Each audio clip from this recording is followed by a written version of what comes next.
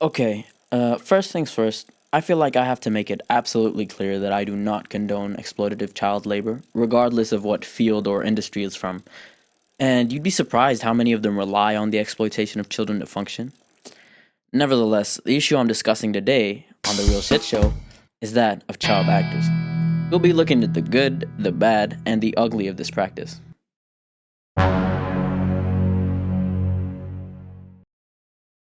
Hollywood has been making kids famous ever since Jack Coogan's role in Charlie Chaplin's The Kid. Jack was the first child to really be the star of his own film, something unheard of before. However, this practice continued and led to some staple movies we know and love, such as Home Alone, The Goonies, The Little Rascals, The Sixth Sense. It's weird how most of these start with the something. Hollywood really needs to up their name game. Anyways, the point is, people love to see children play children in movies. It makes sense. They deliver an adorable yet authentic experience on screen. Plus, I would have a pretty hard time watching if they decided to cast, I don't know, Al Pacino as the kid in Home Alone. That sounds ridiculous, it's an exaggeration, but Hollywood's done similar things. You remember the first Spider Man? Tobey Maguire was 26 years old playing a high schooler. Crazy, right? A more recent example is Darren Barnett's role in the show Never Have I Ever, where he, a 30-year-old, plays the main love interest in this high school teen drama. That's just weird. It kind of takes you out of the experience when you know how real teenagers look and act. Which is why 15-year-old Elsie Fisher's performance in 8th grade is so true to nature, and why the movie was able to capture the true awkwardness of that transitional phase between middle school and high school so authentically. And how Haley Joel Osment's role in The Sixth Sense was so entrancing, as you see a level of maturity in a child that defies the sorts of characters we usually see children playing.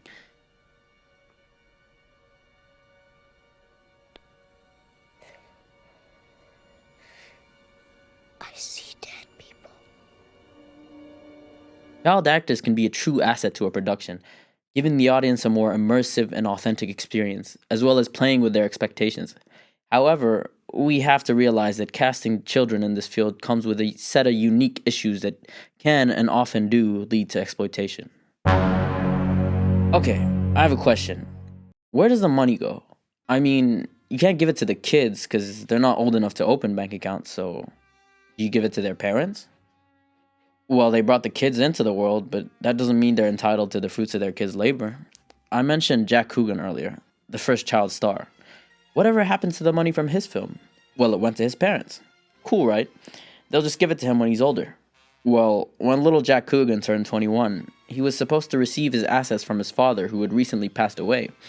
Only one problem: the money was already spent by his mother and stepfather. In fact, he never saw a single dime. Not so cool. His mother felt she didn't owe him a thing, so Jack sued. He ended up making less than half of his money back, but more importantly, this whole fiasco led to the enactment of the Coogan Law in California, where an employer must now open a trust where 15% of the child actor's earnings from a film must be placed for future redemption. While this is certainly a great measure to protect minors in Hollywood, 15% is, well, 15%. I don't know about you, but if I started in a movie as a kid, I wouldn't want to find 85% of my earnings just gone when I come of age. Besides, this law doesn't even cover background child actors in small roles, and it only applies to the state of California, which is better than nothing, but still pretty bad. Trust me though, there's worse.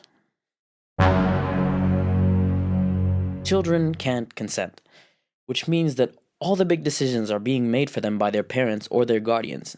And in our world, where people are obsessed with money and fame and fortune, can we completely trust those people to make the best decisions for their children? Well, historically speaking, no. Judy Garland's Dorothy in The Wizard of Oz is such an iconic performance that it's hard to picture any other actress playing the role. But what a lot of people now don't know is that she was horrifically abused during her time at MGM. Garland was put on diet pills and given a strict, inhumane diet. She was also molested by her studio uppers, a common practice in places where people believe they can get away with anything. Her mother would also reportedly scold her if she felt too sick or tired to perform. And it wasn't just Judy. Macaulay Culkin has also spoken about how his father would often torment him and his other kids to follow his career path, managing every little aspect of their lives. Other child actors have also spoken out about their mistreatment in productions and how powerless they felt as a result. Children should never have to go through anything as disgusting as this, regardless of whatever legacy they may leave behind. No material reward can ever excuse this level of abuse. Well, on an industry scale, we can promote the passing of laws like the Coogan Act, meant for the protection of minors from abuse and mistreatment by their parents and superiors. But a lot of the time, people believe their money and fame make them above laws, hell, above humanity. I look at Jeffrey Epstein and think, how the hell can someone do something so horrific and get away with it for so long? Horrible, it's nauseating. It makes me not want to see my kids in any kind of production ever. However, we, at least as independent filmmakers, are always driven by authenticity, and we find more authentic works to be way easier to appreciate. Thus, we are aware of the necessity of child actors in the field, and how much they can add to a film.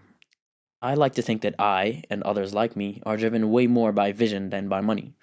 And when you take money out of the equation, there's really no will or incentive to exploit children. To exploit anyone, really. So you don't hear those kinds of horror stories from independent productions again, like Eighth Grade or even like Boyhood, which is a film that would not have been possible without child actors. Listen, to bring this all to a close, the solution is, well, I don't know. I'm just making a YouTube video, but I do know what the problem is, and I hope you now know too.